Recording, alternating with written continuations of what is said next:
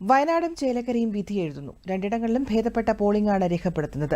ഉച്ചയ്ക്ക് 3:20 വരെയുള്ള കണക്കനുസരിച്ച് വയനാട്ടിൽ 51.53% പോളിംഗ് രേഖപ്പെടുത്തി.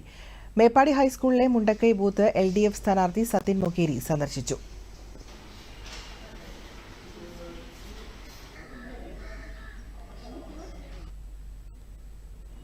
ലോവർ ലെവലിൽ വർക്ക് ചെയ്തിട്ടുണ്ട്.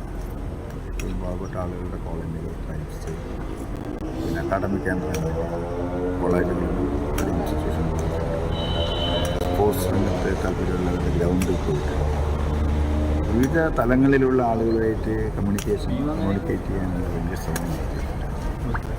അതൊക്കെ അവർ ശ്രദ്ധിച്ചിട്ടുണ്ട്. പലരും കോളേജുകൾ പോയപ്പോൾ ചോദ്യങ്ങൾ ചോദിച്ചിട്ടുണ്ട്.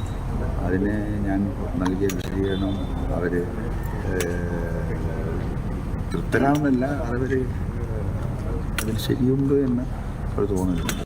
കാര്യം ഞാൻ റേസ് ചെയ്ത ഒരു കാര്യം, ഈ തിരഞ്ഞെടുപ്പ് 2 സീറ്റുകളിൽ മത്സരിക്കുമ്പോൾ അത് മറച്ചു വെച്ചത് നിങ്ങൾ ചിന്തിക്കണം. മറച്ചു വെച്ചു ഒരു സീറ്റിൽ മാത്രം.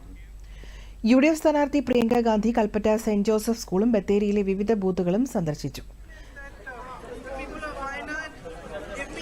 NDA സ്ഥാനാർത്ഥി നവ്യ ഹരിദാസ് മേപ്പാടി ഹയർ സെക്കൻഡറി സ്കൂളിലെ മുണ്ടക്കൈ സ്പെഷ്യൽ ബൂത്ത്, പുത്തുമല ചൂരൽമലയിലെ ബൂത്തുകളും സന്ദർശിച്ചു.